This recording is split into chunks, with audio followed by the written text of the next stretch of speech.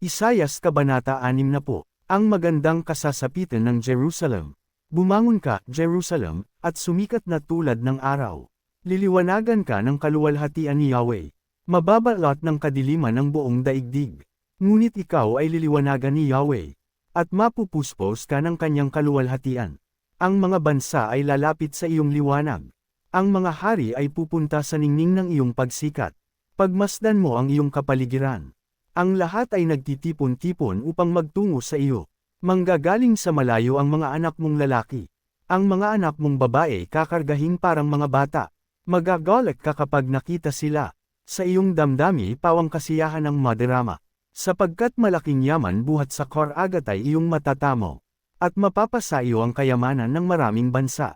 Darating ang maraming pangkat ng kamelyo mula sa Midian at Ephah.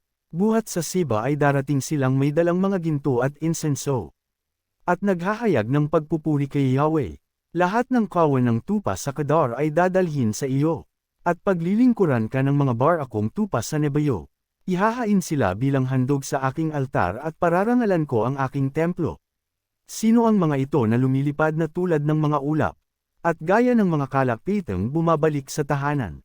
Ang mga malalaking barko ay hinihintay sa daungan. Upang dalhin ang iyong mga anak mula sa malalayong lupain. May mga dala silang ginto at pilak. Bilang pagpaparangal kay Yahweh na iyong Diyos. Ang banal na Diyos ng Israel.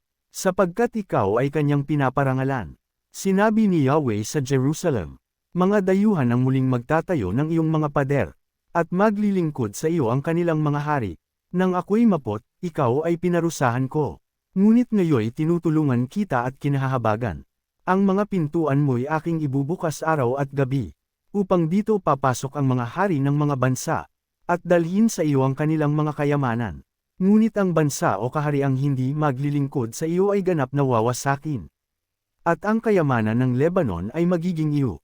Sama-samang pagagandahin ang aking santuwaryo, sa pamamagitan ng mga kahoy na mahuhusay, tulad ng cypress, pino at iba pa.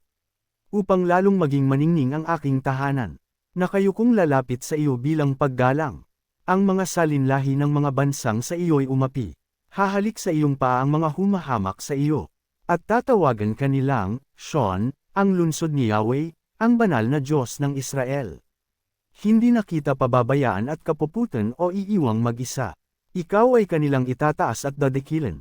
Magiging lugar ng kaligayahan magpakailanman. Aalagaan ka ng mga harit mga bansa. Tulad ng pag-aalaga ng isang ina sa kanyang anak. Malalaman mong akong si Yahweh ang iyong tagapagligtas. At palalayain ka ng makapangyarihang Diyos ni Jacob. Sa halip na tanso ay bibigyan kita ng gintong dalisay. Pilak ang bigay ko sa halip na bakal. Sa halip na kahoy, tanso ang dala ko. Papalitan ko ng bakal ang dati bato. Ang kapayapaan ay paghahariin sa iyo. At ang katarungan ay mararanasan mo. Ang ingay ng karahasan ay hindi na maririnig pa. Gayon din ang pagwasak sa iyong nasasakupan. Ang iyong mga pader ay tatawagan mong kaligtasan. At papuri naman ang iyong mga pintuan. Sa buong maghapon ay wala ng araw na sisikat. Sa buong magdamag ay wala ng buwan na tatanglo. Sapagkat si Yahweh mismo ang magiging ilaw mo magpakailanman. At ang iyong Diyos ang liwanag mong walang katapusan.